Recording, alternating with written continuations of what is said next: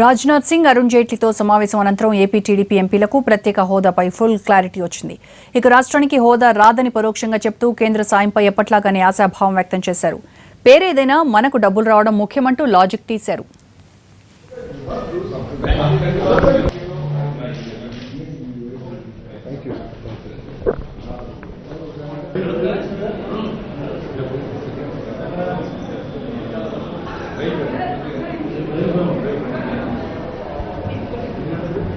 ఈరోజు Andhra Pradesh special category విషయంలోనూ తర్వాత మనకున్న బైఫర్కేషన్ బిల్లో పెండింగ్ ఇంప్లిమెంటేషన్ గురించి అరుణ్ జైట్లీ గారిని, రాజ్నాథ్ సింగ్ గారిని కలవటం జరిగింది.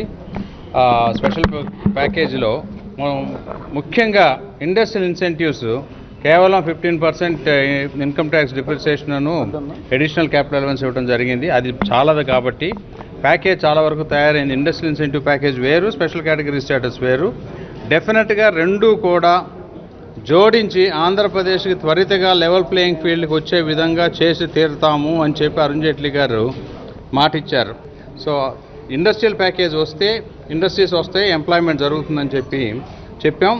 ఈ 15 నెలల్లో కూడా మాకు సరైన న్యాయం జరగలేదనే విషయం కూడా క్రిస్టల్ క్లియర్గా చెప్పడం జరిగింది.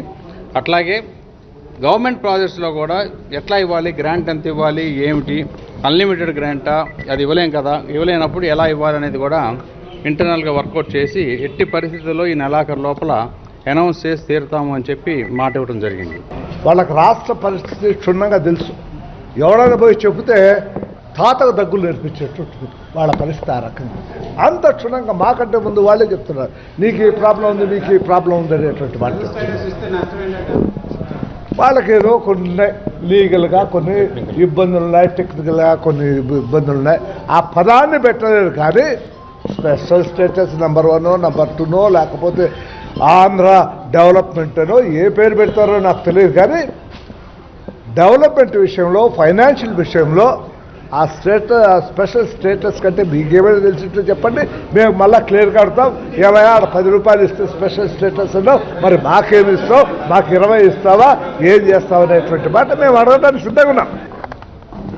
ఆంధ్రప్రదేశ్ పునర్వ్యవస్థీకరణ చట్టంలో ఆంధ్రప్రదేశ్కి ఇచ్చిన హామీలు అమలు చేసే విషయంలో ఈరోజు కేంద్ర ఆర్థిక మంత్రి అరుణ్ జైట్లీ గారిని, హోంశాఖ మంత్రి రాజ్నాథ్ సింగ్ గారిని కలవడం జరిగింది.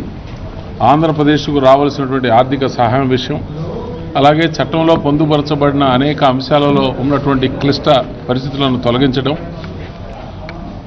సెక్షన్ 10లో ఉన్నటువంటి సంస్థల విషయంలో, అలాగే జెన్కో లాంటి సంస్థల్లో ఉన్నటువంటి విద్యుత్ ఉద్యోగుల సమస్యలు, వాటన్నిటిని కూడా మంత్రి దృష్టికి తీసుకురావడం జరిగింది.